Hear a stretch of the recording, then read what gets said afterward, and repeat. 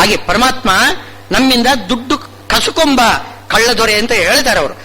ಹೌದು, ಅದು ನಿಂದಾಸ್ತುತಿ. ಅದು ನಮ್ಮಿಂದ ದುಡ್ಡು ಕಸಿಕೊಳ್ತಾನಲ್ಲ ಶ್ರೀನಿವಾಸ, ಒಂದು ಕಾಸು ಬಿಡದೆ ನಮ್ಮ ಮೇಲೆ ಮಹಾ ಅನುಗ್ರಹ ಮಾಡ್ತಿದ್ದಾನೆ. ಇಂಥ ಒಂದು ಅವಕಾಶ ಶ್ರೀಕೃಷ್ಣ ಅರ್ಜುನನಿಗೆ ಕೊಡ್ತಾ ಇದ್ದಾನೆ. ನೀನು ನನ್ನ ಮುಂದೆ, ನನ್ನ ಕಣ್ಣ ಮುಂದೆ ನಾನು ನಿನಗೆ ಸಾರಥ್ಯ ಮಾಡ್ತಾ ಇದ್ದೇನೆ, ನಿನ್ನಿಂದ ಯುದ್ಧ ಮಾಡಿಸ್ತಿದ್ದೇನೆ, ಕ್ಷಣ ಕ್ಷಣಕ್ಕೆ ನಿನ್ನನ್ನು ನಾನು ರಕ್ಷಣೆ ಮಾಡ್ತೇನೆ. ಬಿಂಬರೂಪಿ ಭಗವಂತ ಯಾವ ರೀತಿ ಪ್ರತಿಬಿಂಬವನ್ನು ಜೀವನನ್ನು ಸಮರ್ಥನೆ ಮಾಡ್ತಾನೋ, ರಕ್ಷಣೆ ಮಾಡ್ತಾನೋ, ಹಾಗೆ ಶ್ರೀಕೃಷ್ಣ ರಕ್ಷಣೆ ಮಾಡಿದ್ದಾನೆ ಅರ್ಜುನನನ್ನು. ಕೊನೆಗೆ ನೋಡಿ, ಯುದ್ಧ ಮುಗಿದ ಮೇಲೆ ಅರ್ಜುನ ನೀನು ಮೊದಲು ಇಳಿ ಅಂತಂತಾನೆ ರಥದಿಂದ. ಯಾಕೆ ಕೃಷ್ಣ ಅಂತ ಕೇಳ್ತಾನೆ. ಮೊದಲು ಇಳಿ ನೀನು ಅಂತಂತ ಇದ್ದಾನೆ. ಅರ್ಜುನ ಕೆಳಗೆ ಇಳಿದ. ಆಮೇಲೆ ಶ್ರೀಕೃಷ್ಣ ರಥದಿಂದ ಕೆಳಗೆ ಇಳಿದರೆ ಬಗ್ಗನೆ ಒತ್ತಿಕೊಂಡು ಉರಿದೋಯ್ತು ರಥ. ಅದು ಶ್ರೀಕೃಷ್ಣ ಅಷ್ಟರವರೆಗೆ ರಥದಲ್ಲಿ ಇದ್ದಿದ್ದರಿಂದ ರಥ ಉಳಿದಿತ್ತು, ರಥದಲ್ಲಿ ಅರ್ಜುನ ಉಳಿದಿದ್ದ. ಇಲ್ಲದೆ ಹೋದರೆ ರಥದೊಂದಿಗೆ ಅರ್ಜುನ ಯಾವತ್ತೂ ಸುಟ್ಟು ಹೋಗ್ತಿದ್ದ. 18 ದಿವಸದ ಯುದ್ಧದಲ್ಲಿ ಯಾವತ್ತೂ ಸುಟ್ಟು ಹೋಗ್ತಿದ್ದ. ಯಾಕೆಂದ್ರೆ ಎಲ್ಲ ಭೀಷ್ಮಾಚಾರ್ಯರು, ದ್ರೋಣಾಚಾರ್ಯರು ಮುಂತವರೆಲ್ಲ ಮಹಾ ಅಸ್ತ್ರಗಳನ್ನೆಲ್ಲ ಎಸೆದಿದ್ದು ಅದನ್ನು ಶ್ರೀಕೃಷ್ಣ ಹಾಗೆ ದಬ್ಬಿ ಅದನ್ನು ಅದರ ಕಾರ್ಯ ಆಗದ ಹಾಗೆ ತಡೆದು ನಿಲ್ಲಿಸಿದ್ದ. ಆದರೆ ಆ ಅಸ್ತ್ರಗಳು ಅದೆಲ್ಲ ದೇವತೆಗಳು ತಾನೇ ಅಸ್ತ್ರಗಳೆಲ್ಲ. ಅವರು ಮಾಡಬೇಕಾದ ಕೆಲಸ ಮಾಡಿಸಲೇಬೇಕು, ಭಗವಂತನ ಮಾಡಿಸಲೇಬೇಕು. ಇಲ್ಲದೆ ಹೋದರೆ ಅಸ್ತ್ರಕ್ಕೆ ಅಪಮಾನ. ಆ ದೇವತೆಗಳ ಕೆಲಸ ನಿಂತು ಹೋಗ್ಬಿಟ್ರೆ ಅದು ಕೂಡ ಕಷ್ಟ ಆಗುತ್ತೆ. ಯಾಕೆಂದ್ರೆ ಅವನ ಸಂಕಲ್ಪಕ್ಕೆ ವಿರುದ್ಧ ಆಗ್ತದೆ. ಅವನ ಸಂಕಲ್ಪ ಏನು? ಈ ಅಸ್ತ್ರ ಇಂಥವ್ರನ್ನು ಕೊಲ್ಲಬೇಕು, ಇಂಥವ್ರನ್ನು ನಾಶ ಮಾಡಬೇಕು, ತನ್ನ ಕಾರ್ಯ ತೋರಿಸ್ಬೇಕು, ಸುಟ್ಟಾಕ್ಬೇಕು. ಆಗ್ನೇಯಾಸ್ತ್ರ ಏನ್ ಮಾಡಬೇಕು? ಸುಟ್ಟಾಕ್ಬೇಕು. ಆಗ್ನೇಯಾಸ್ತ್ರ ಬಿಟ್ಟಿದ್ದಾನೆ, ಅದು ಸುಟ್ಟಾಕ್ಲಿಲ್ಲ ಅಂತಂದ್ರೆ ಹಾಗಿದ್ರೆ ಅದು ಪರಮಾತ್ಮನ ಸಂಕಲ್ಪಕ್ಕೆ ವಿರುದ್ಧ ಆಯ್ತಲ್ಲ. ಅದಕ್ಕೆ ಸುಡಿಸಿದ್ದಾನೆ ಅವನು ಕೊನೆಗೆ. ಹಾಗೆ ಬ್ರಹ್ಮಾಸ್ತ್ರವನ್ನು ಬಿಟ್ಟಿದ್ದಾರೆ ಅಶ್ವತ್ಥಾಮಾಚಾರ್ಯರು. ಕೊನೆಗೂ ಪರೀಕ್ಷಿತನನ್ನು ಕೊಂದು ಹಾಕಿಬಿಟ್ಟ ಕೃಷ್ಣ. ಅಷ್ಟರವರೆಗೆ ಏನು ಪ್ರಸವವಾಗುವ ತನಕನೂ ಕೂಡ ಕಾಪಾಡಿದ್ದಾನೆ. ಆ ಪ್ರಸವ ಕಾಲದಲ್ಲಿ ಬ್ರಹ್ಮಾಸ್ತ್ರಕ್ಕೆ ಆಹುತಿಯಾಗಿ ಕೊಟ್ಟುಬಿಟ್ಟ. ಸುಟ್ಟಾಕಿಬಿಡ್ತು. ಹುಟ್ಟುವಾಗಲೇ ಸತ್ತು ಹುಟ್ಟಿದ್ದಾನೆ ಯಾರು? ಪರೀಕ್ಷಿತ ರಾಜ. ಆಮೇಲೆ ಭಗವಂತ ಅವನನ್ನು ಪುನಃ ಜೀವ ಕೊಟ್ಟ. ಅಲ್ಲಿವರೆಗೆ ಕಾಪಾಡಿದವನು ಕೊನೆಗೆ ಕಾಪಾಡಲಿಕ್ಕೆ ಸಾಧ್ಯ ಇರಲಿಲ್ವೇ? ಬ್ರಹ್ಮಾಸ್ತ್ರಕ್ಕೂ ಗೌರವ ಕೊಡಬೇಕು, ಅದರ ಕಾರ್ಯವನ್ನು ಮಾಡಬೇಕು. ಹೀಗೆ ರಕ್ಷಣೆ ಮಾಡ್ತಾ ಇದ್ದಾನೆ, ಅವನಿಂದ ಯುದ್ಧ ಮಾಡಿಸ್ತಾ ಇದ್ದಾನೆ. ಎಲ್ಲ ಅವನೇ ಮಾಡೋದು. ಕೃಷ್ಣ ಏನೂ ಮಾಡಿಲ್ಲ. ಇದು ಅರ್ಜುನ ಏನು ಮಾಡ್ತಾ ಇಲ್ಲ, ಎಲ್ಲ ಕೃಷ್ಣನೇ ಮಾಡ್ತಾ ಇದ್ದಾನೆ. ಮಯಾ ಹತಾನ್ಸ್ತಂ ಜಹಿ ಅಂತ ಮೊದಲೇನೆ ಒಂದು ಕಣ್ಣಿನ ದೃಷ್ಟಿಯಿಂದಲೇ ಎಲ್ಲರ ಆಯುಷ್ಯವನ್ನು ಹೀರಿಬಿಟ್ಟಿದ್ದಾನೆ ಮೊದಲೇನೆ. ಈಗ ಅವರು ಜೀವ ಇಲ್ಲದ ಶವ, ಓಡಾಡುವ ಶವ ಅಷ್ಟೇ. ನಿಮಿತ್ತ ಮಾತ್ರ ಭವ ಸವ್ಯಸಾಚಿನ್, ಈ ನಿಮಿತ್ತ ಮಾತ್ರ ನಾವು ಅಂತ ಇಷ್ಟು ಹೇಳ್ತಾ ಇದ್ದಾರೆ. ಹೀಗೆ ಇಂಥ ಒಂದು ನಿನಗೆ ಅವಕಾಶ ಸಿಕ್ಕಿಬಿಟ್ಟಿದೆ. ನಿನಗೆ ಭಗವಂತನ ಸೇವಾ ಮಾಡಿ, ಯಜ್ಞರೂಪದಿಂದ ನೀನು ಮಾಡಿ ಭಗವಂತನಿಗೆ ಅರ್ಪಣೆ ಮಾಡು. ಅಂಥ ಒಂದು ಸುಖಿನ ಕ್ಷತ್ರಿಯ ಪಾರ್ಥ ಲಭಂತೆ ಯುದ್ಧ ಮೀದೃಶಂ. ಅಂಥದ್ದು ಬರಬೇಕು ಅಂದ್ರೆ ಒಳ್ಳೆ ಸುಖ ಯೋಗ್ಯತೆ ಬೇಕು ಅವರಿಗೆ, ಸುಖದ ಭಾಗ್ಯ ಬೇಕು. ಭಾಗ್ಯಶಾಲಿಗಳಿಗೆ ಮಾತ್ರ ಅಂಥ ಒಂದು ಅವಕಾಶ ಸಿಗ್ತದೆ. ಭಗವಂತನ ಸೇವಾ ಮಾಡಬೇಕು. ಹರಿಗುರುಗಳ ಸೇವಾ ಮಾಡಲಿಕ್ಕೆ ನಮಗೆ ಅವಕಾಶ ಸಿಕ್ಕಿದೆ ಅಂತಂದ್ರೆ ನಾವು ಮಹಾಭಾಗ್ಯಶಾಲಿಗಳು ಅಂತ ನಾವು ತಿಳ್ಕೊಳ್ಬೇಕು. ಅಯ್ಯೋ ನಾವು ಸೇವಾ ಮಾಡಬೇಕಾಗಿತ್ತಲ್ಲ ಅಂತ ಆ ಭಾವನೆ ಬರಬಾರದು. ಅಥಚೇತ್ವಂ ಧರ್ಮ್ಯಂ ಸಂಗ್ರಾಮಂ ನ ಕರಿಷ್ಯಸಿ ತತ ಸ್ವಧರ್ಮಂ ಕೀರ್ತಿಂಚ ಹಿತ್ವಾ ಪಾಪಮವಾಪ್ಸಸಿ. ನೀನೇನು ಯುದ್ಧ ಮಾಡಲಿಲ್ಲ, ಏನು ಹೇಳ್ತಾ ಇದ್ದಿ? ನಾನು ಮಹಾ ಕರುಣಾಳು, ಕೃಪಾಳು, ಭೀಷ್ಮಾಚಾರ್ಯ ದ್ರೋಣಾಚಾರ್ಯರನ್ನು ಕೊಲ್ಲುವುದಿಲ್ಲ, ಬಂಧುಗಳ ಮೇಲೆ ನನಗೆ ಬಹಳ ಕೃಪೆ, ದಯೆ ಉಕ್ಕಿ ಹರಿಯುತ್ತದೆ, ಆದ್ರಿಂದ ನಾನು ಅವರನ್ನು ಕೊಲ್ಲುವುದಿಲ್ಲ ಅಂತಂದುಕೊಂಡು ಮೂಲೋಕದ ಗಂಡು ಅರ್ಜುನ ಅವನು ಯುದ್ಧ ಬಿಟ್ಟು ಹೊರಟು ಹೋದ ಅಂತ ಜನ ಅವನನ್ನು ಹೊಗಳ್ತಾರೆ ಅಂತ ನಿನ್ನ ತಲೆಯಲ್ಲಿದೆ. ಶುದ್ಧ ಸುಳ್ಳು ಅಂತ ಹೇಳ್ತಾರೆ. ಖಂಡಿತ ಸುಳ್ಳು. ಜನ ಹಾಗೆ ತಿಳ್ಕೊಳ್ಳುವುದಿಲ್ಲ ಅಂತ ಹೇಳ್ತಾರೆ. ಅಕೀರ್ತಿ ಬರ್ತದೆ, ನಿನಗೆ ಕೀರ್ತಿ ಇಲ್ಲ ಅಂತ ಆಗಿಬಿಡ್ತದೆ. ಏನ್ ತಿಳ್ಕೊಳ್ತಾರೆ? ಭಯಾದ್ರಣಾದ್ ಅಪರತಂ ಉಪರತಂ ಮಂಸಂತೆ ತ್ವಾಂ ಮಹಾರಥಾಹ. ಮಹಾರಥರು ಅವರು, ಏನೋ ಶಸ್ತ್ರಾಸ್ತ್ರವನ್ನು ಜಳಪಿಸಿ ನಿಂತುಕೊಂಡಿದ್ದಾರೆ. ಬನ್ನಿ ಯುದ್ಧಕ್ಕೆ ಅಂತ ಕರೀತಾ ಇದ್ದಾರೆ. ಅಂಥದ್ರಲ್ಲಿ ಅರ್ಜುನ ಬಿಟ್ಟು ಬಿಟ್ಟು ಯುದ್ಧ ಗಾಂಡೀವವನ್ನು ಕೆಳಗಡೆ ಚೆಲ್ಲಿ ಹೊರಟು ಹೋದ ಅಂತಂದ್ರೆ ಏನ್ ತಿಳ್ಕೊಳ್ತಾರೆ ಆ ಮಹಾರಥರು, ಯುದ್ಧದಲ್ಲ ವೀರಾದಿ ವೀರರು? ಅವ್ರೇನ್ ತಿಳ್ಕೊಳ್ತಾರೆ? ಅರ್ಜುನನಿಗೂ ಭಯ ಉಂಟಾಯಿತು. ನಾವು ನಿಂತುಕೊಂಡು ಶಸ್ತ್ರವನ್ನು ಹಿಡ್ಕೊಂಡು ನಿಂತುಕೊಂಡ್ರೆ ಬಿಲ್ಲು ಟಂಕಾರ ಮಾಡ್ತಾ ಇದ್ರೆ ಅರ್ಜುನನಿಗೂ ಕೂಡ ಭಯ ಆಯಿತು, ಅವನು ಓಡಿ ಹೋದ ಅಂತ ಜನ ತಿಳ್ಕೊಳ್ತಾರೆ. ಹೊರತು ನೀನು ನಮ್ಮ ಮೇಲೆ ದಯಾ ತೋರಿಸಿದಿ, ಹಾಗೋಗ್ತಾ ಇದ್ದಿ ಅಂತ ಖಂಡಿತವಾಗಿ ಅವರು ತಿಳ್ಕೊಳ್ಳೋದಿಲ್ಲ. ಅಪಕೀರ್ತಿ ಬರ್ತದೆ. ಅಪಕೀರ್ತಿ ಬಂದ್ರೆ ಸ್ವರ್ಗ ಇಲ್ಲ ಅಂತ ಇದೆ. ಕೀರ್ತಿಗಾಗಿ ಮಾಡ್ತಕ್ಕಂಥದ್ದು ತಪ್ಪಲ್ಲ. ಎಷ್ಟೋ ಜನ ಹೇಳುವುದೇ ಏನು ಕೀರ್ತಿ ಕೇಳಿಕೆ, ಹೆಸರು ಕೇಳಲಿಕ್ಕೋಸ್ಕರ ಅವರು ಕೆಲಸ ಮಾಡ್ತಿದ್ದಾರೆ. ಹೌದು, ಕೀರ್ತಿ ಬೇಕು. ಕೀರ್ತಿ ಇಲ್ಲದೆ ಹೋದ್ರೆ ಸ್ವರ್ಗದ ಬಾಗಿಲು ಮುಚ್ಚಿಬಿಡ್ತದಂತೆ. ಎಷ್ಟೇ ಕರ್ಮ ಮಾಡ್ರಿ, ನೀವು ಸತ್ಕರ್ಮ ಮಾಡ್ರಿ, ಯಾರಿಗೂ ಕೂಡ ಗೊತ್ತಿಲ್ಲ ನಿಮ್ಗೆ ಕೀರ್ತಿಯೇ ಇಲ್ಲ ಲೋಕದಲ್ಲಿ ಅಂತಂದ್ರೆ ಸ್ವರ್ಗದ ಲೋಕದ ಬಾಗಿಲು ತೆರೆಯುವುದಿಲ್ಲ ಅಂತ. ಮಹಾಭಾರತದಲ್ಲಿ ಇನ್ನೊಂದು ಕಡೆಯಲ್ಲಿ ಆ ಜಾಪಕನ ಕಥೆಯನ್ನು ಹೇಳ್ತಾರೆ. ಅವನು ಏನು ಮಾಡಿದ್ದಾನೆ, ಅಪಕೀರ್ತಿ ಬಂದಿತ್ತಂತ ಅವನಿಗೆ. ಅವನೇನು ಊಟ ಮಾಡ್ತಿದ್ದಿಲ್ಲ ಅಂತ. ಬರೀ ದೂರ್ವೆ ಇದೆಯಲ್ಲ, ದೂರ್ವೆ ಹುಲ್ಲು, ಗರಿಕೆ ಹೂ, ಆ ಗರಿಕೆ ಹುಲ್ಲನ್ನು ಚೆನ್ನಾಗಿ ಏನು ಮರ್ದನ ಮಾಡಿ ಅದರ ಹಿಂಡಿ ರಸ ತೆಗೆದು ಅದನ್ನು ಮಾತ್ರ ಕುಡಿತಿದ್ದಂತೆ. ಇನ್ನೇನು ಆಹಾರ ಇಲ್ಲ, ಬರೀ ಧೂವ ರಸ. ಅದು ಏನಾಯ್ತು, ಅವನು ಧ್ಯಾನ ಮಗ್ನನಾಗಿರ್ತಾನೆ. ಸಮಾಧಿಯನ್ನು ಬಿಟ್ಟು ಹೊರಗಡೆ ಬರಬೇಕಾದ್ರೆ ಸ್ವಲ್ಪ ವಿಳಂಬ ಆಯಿತು. ಈ ಶಿಷ್ಯರುಗಳು ಇದನ್ನು ರಸ ತೆಗೆದು ಇಟ್ಟಿದ್ದಾರೆ. ಅದು ಸ್ವಲ್ಪ ಹೊತ್ತಾದ್ರೆ ಅದು ಹುಳಿತು, ಬುರ್ಗು ಬರ್ತದೆ, ಒಂಥರ ಹೆಂಡದ ವಾಸನೆ ಬರ್ಲಿಕ್ಕೆ ಪ್ರಾರಂಭ ಆಗುತ್ತೆ. ಇವನು ತನ್ನ ಸಮಾಧಿಯಿಂದ ಹೊರಗಡೆ ಬರ್ತಾನೆ. ಶ್ರೀಹರಿ ಅಂತ ತಿಳ್ಕೊಂಡು ಅವನ ಅನುಜ್ಞೆ ತಕೊಂಡು ಏನೋ ಇದನ್ನು ನೀರನ್ನು ಆ ರಸವನ್ನು ಕುಡಿತಾನೆ. ಹತ್ತಿರದಲ್ಲಿ ಕೆಲವರು ಶಿಷ್ಯರು ನೋಡ್ತಾ ಇದ್ರು ಈ ವಿಷಯ.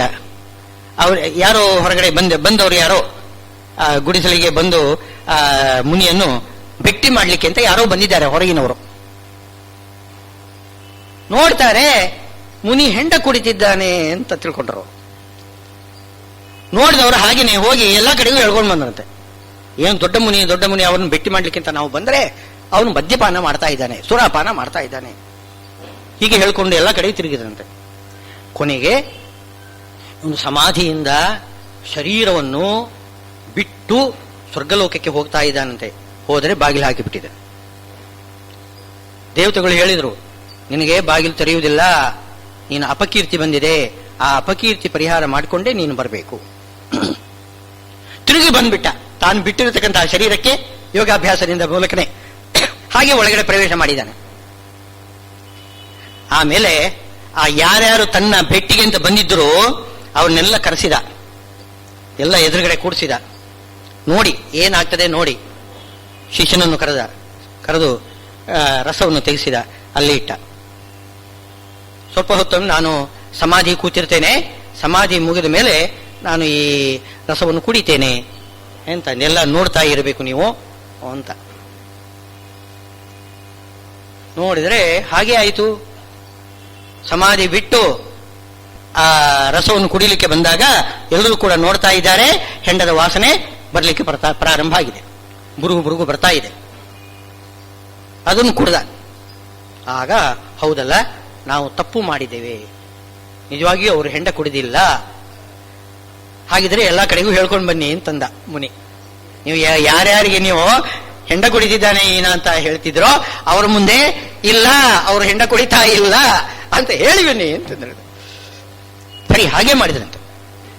ಆವಾಗ ಆಮೇಲೆ ಸಮಾಧಿಯಿಂದ ಶರೀರವನ್ನು ಪರಿತ್ಯಾಗ ಮಾಡಿ ಹೋದ್ರೆ ಬಾಗಿಲು ತೆರ್ಕೊಂಡಿದೆ. ಆದ್ರಿಂದ ಕೀರ್ತಿ, ಅದು ಕೀರ್ತಿಯೂ ಬೇಕು. ಬರೀ ಸಾಧನೆಯೂ ಸಾಲದು, ಜೊತೆಗೆ ಕೀರ್ತಿನೂ ಕೂಡ ಬೇಕು. ಸ್ವರ್ಗಕ್ಕೆ ಸಾಧನೆ ಮೋಕ್ಷಕ್ಕೆ ಸಾಕು ಅಂತ ಇಟ್ಕೊಳ್ಳಿ. ಮೋಕ್ಷಕ್ಕೆ, ಇದು ಸ್ವರ್ಗಕ್ಕೆ ಹೇಳಿರ್ತಕ್ಕಂಥದ್ದು, ಸ್ವರ್ಗಕ್ಕೆ ಹೋಗತಕ್ಕಂಥದ್ದು. ಅದು ಕೆಲವರು ಜ್ಞಾನಿಗಳೂ ಕೂಡ ಸ್ವರ್ಗಕ್ಕೆ ಹೋಗ್ತಾರೆ. ಅದಕ್ಕೆ ಕಾರಣ ಇವರು ವಾದಿರಾಜರು ಗುರುವರ್ಥ ದೀಪಿಕಾದಲ್ಲಿ ಹೇಳ್ತಾರೆ, ಜ್ಞಾನಿಗಳಾಗಿರ್ತಕ್ಕಂಥವರು ಕೂಡ ಯಜ್ಞಾದಿಗಳನ್ನು ಮಾಡಿ ಸ್ವರ್ಗಕ್ಕೆ ಹೋಗತಕ್ಕಂಥದ್ದಿದೆ, ಹೋಗಬಾರದು ಅಂತ ಏನಿಲ್ಲ. ಅದು ಯಾತಕ್ಕೋಸ್ಕರ ಹೋಗ್ತಾರೆ ಅಂತಂದ್ರೆ ಅಲ್ಲಿ ದೇವತೆಗಳಿದ್ದಾರೆ ನೋಡಿ. ಸ್ವರ್ಗಲೋಕದಲ್ಲಿ ದೇವತೆಗಳಿದ್ದಾರೆ. ದೇವತೆಗಳು ಮಹಾಜ್ಞಾನಿಗಳು. ಮನುಷ್ಯರು ಅಂದ್ರೆ ಅಜ್ಞಾನಿಗಳು ಅಂತ ಲೆಕ್ಕ. ಅಜ್ಞಾನಕ್ಕೆ ಇನ್ನೊಂದು ಹೆಸರು ಮನುಷ್ಯ ಅಂತ. ಆದ್ರಿಂದ ಅಲ್ಲಿ ಸ್ವರ್ಗಲೋಕಕ್ಕೆ ಹೋದರೆ ಅಲ್ಲಿ ದೇವತೆಗಳಲ್ಲಿದ್ದಾರೆ, ಅವರಲ್ಲಿ ವಿದ್ಯಾಭ್ಯಾಸ ಮಾಡಬಹುದು, ತತ್ವಜ್ಞಾನ ಸಂಪಾದನೆ ಮಾಡಬಹುದು. ಅದಕ್ಕೋಸ್ಕರ ಹೋಗ್ತಾರಂತೆ ಎಷ್ಟೋ ಜನ. ಈಗ ಅರ್ಜುನ ಹೋಗ್ಲಿಲ್ಲವೇ? ಅರ್ಜುನ ಸ್ವರ್ಗಲೋಕಕ್ಕೆ ಹೋಗಿದ್ದಾನೆ ಅಜ್ಞಾತವಾಸ, ಅರಣ್ಯವಾಸದ ವನವಾಸ ಕಾಲದಲ್ಲಿ. ಉಳಿದವರ ಪಾಂಡವರೆಲ್ಲ ಕಾಡಿನಲ್ಲಿ ತಿರುಗುತ್ತಾ ಇದ್ರೆ ಅರ್ಜುನ ಸ್ವರ್ಗಕ್ಕೆ ಹೋಗಿದ್ದಾನೆ.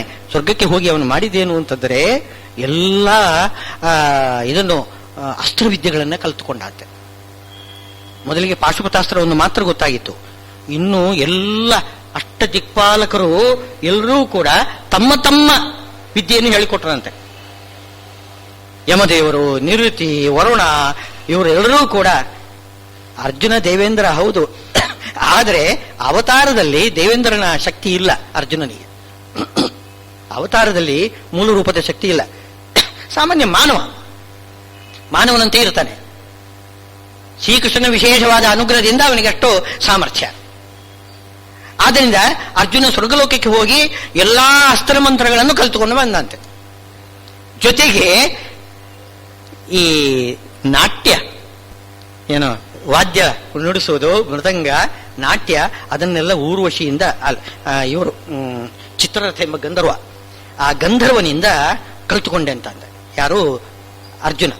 ಕೊನೆಗೆ ಅವನೇ ಬೃಹನ್ನಳೆ ಆಗ್ತಾನೆ. ಅಜ್ಞಾತವಾಸ ಕಾಲದಲ್ಲಿ ಬೃಹನ್ನಳೆಯಾಗಿ ಉತ್ತರಿಗೆ ತಾನು ಏನು ಸಂಗೀತ, ನೃತ್ಯ ಎಲ್ಲ ಹೇಳಿಕೊಡ್ತಾನೆ. ಅದು ಹೇಳಿ ಬೇಕಾಗಿತ್ತು ಅವನಿಗೆ. ಅವನು ಸ್ವರ್ಗಲೋಕಕ್ಕೆ ಹೋಗಿ ಮೊದಲಿಗೆ ಗಂಧರ್ವನಿಂದ ಎಲ್ಲ ಕಲಿತುಕೊಂಡಿದ್ದಾನಂತೆ. ಹಾಗಿದ್ರೆ ಅಸ್ತ್ರವಿದ್ಯೆ, ಸಂಗೀತ ವಿದ್ಯೆ, ನಾಟ್ಯವಿದ್ಯೆ ಇದನ್ನೆಲ್ಲ ಸ್ವರ್ಗಲೋಕಕ್ಕೆ ಹೋದ್ರೆ ಚೆನ್ನಾಗಿ ತಿಳುಬಹುದು. ಮನುಷ್ಯ ಲೋಕದಲ್ಲಿ ಏನಿದೆ? ಏನಿಲ್ಲ. ಅದಕ್ಕೋಸ್ಕರ ಮೇಲೆ ಹೋಗತಕ್ಕಂಥವ್ರು ಇದ್ದಾರೆ. ಸ್ವರ್ಗಲೋಕಕ್ಕೆ ಹೋಗ್ಬೋದು. ಕಾಮ್ಯಕರ್ಮ, ಇಂಥ ಕಾಮ್ಯಕರ್ಮ ಅನುಮತ. ನಾನು ಮೊನ್ನೆನೇ ಹೇಳಿದ್ದೇನೆ, ಕಾಮನಾ ಅಂದ್ರೆ ವಿಷಯ ಕಾಮನೆ ಬೇಡ ಅಂತ ಹೇಳಬಾರದು. ಏನು ಶರೀರಂ ಮೇ ವಿಚರ್ಷಣಂ ಜಿಹ್ವಾ ಮೇ ಮಧುಮತ್ತಮ ಕರ್ಣಾಭ್ಯಾಂ ಭೂರಿ ವಿಶ್ರುವಂ. ಶಾಂತಿ ಪಾಠ ಸಂದರ್ಭದಲ್ಲೇನೆ ಏನೋ ತಥೋ ಮೇ ಶ್ರಿಯಮಾವಹ ಲೋಮಶಾಂ ಪಶುಭಿ ಸಹಸ್ವಾ ಶ್ರಿಯಮಾವಹ ವಾಸಾಗಂ ಸಿಮಮಗಾವಶ್ಚ ಅನ್ನಪಾನೇ ಚ ಸರ್ವದಾ. ಏನೋ ಅನ್ನ ಪಾನಗಳು, ಬಟ್ಟೆ ಉಟ್ಟುಕೊಳ್ಳಿಕ್ಕೆ ಎಲ್ಲವೂ ಕೂಡ ನನಗೆ ಕೊಡು, ತುಂಬಾ ಸಂಪತ್ತು ಕೊಡು. ಯಾಕೆ? ನಾನು ವಿದ್ಯಾಭ್ಯಾಸ ಮಾಡ್ತೇನೆ, ವೇದಾಭ್ಯಾಸ ಮಾಡ್ತೇನೆ. ಆ ವೇದಾಭ್ಯಾಸ ಮಾಡಬೇಕಾಗಿದ್ರೆ ಚೆನ್ನಾಗಿ ಏನೋ ಸಾಮವೇದ ಗಟ್ಟಿಯಾಗಿ ಸಪ್ತ ಸ್ವರದಿಂದ ಹಾಡಬೇಕು ಅಂತಂದ್ರೆ ಒಳ್ಳೆ ಶಕ್ತಿ ಬೇಕು, ಶರೀರದಲ್ಲಿ ಶಕ್ತಿ ಬೇಕು. ಅದಕ್ಕೆ ಬೇಕಾಗಿರ್ತಕ್ಕಂತಹ ಎಲ್ಲ ಸಂಪತ್ತು ನನಗೆ ಕೊಡುವಂತ ಶಾಂತಿ ಪಾಠದಲ್ಲಿ ಮೊದಲೇನೆ ನಾವು ದೇವರಲ್ಲಿ ಬೇಡಿಕೊಳ್ತೇವೆ. ಇದನ್ನು ಕಾಮ್ಯಕರ್ಮ ಅಂತ ಅನ್ನೋದಿಲ್ಲ, ಇದು ನಿಷ್ಕಾಮಕರ್ಮ. ಇದು ಅಂದ್ರೆ ಜ್ಞಾನದ ಉದ್ದೇಶದಿಂದ, ಸಾಧನೆಯ ಉದ್ದೇಶದಿಂದ ನೀವು ಎಷ್ಟು ಸಂಪತ್ತನ್ನು ಕೂಡ ಬಯಸಬಹುದು. ಅದರಲ್ಲೇ ತಪ್ಪೇನಿಲ್ಲ. ಸಂಪತ್ತನ್ನೇ ಬಯಸಬಾರದು, ಕಾಡಿಗೆ ಹೋಗಬೇಕು, ದರಿದ್ರನಾಗಿ ಮೂಗು ಹಿಡ್ಕೊಂಡು ಒಂದು ಕಡೆ ಕೂತಿರಬೇಕು, ಹಾಗೆ ಹೇಳುವುದಿಲ್ಲ ಶಾಸ್ತ್ರ. ಬೇಕಾದಷ್ಟು ಸಂಪಾದನೆ ಮಾಡ್ರಿ, ಆದರೆ ನಿಮ್ಮ ಸುಖಕ್ಕಾಗಿ ಅದನ್ನು ಮಾತ್ರ ಬಯಸ್ಬಿಡಿ.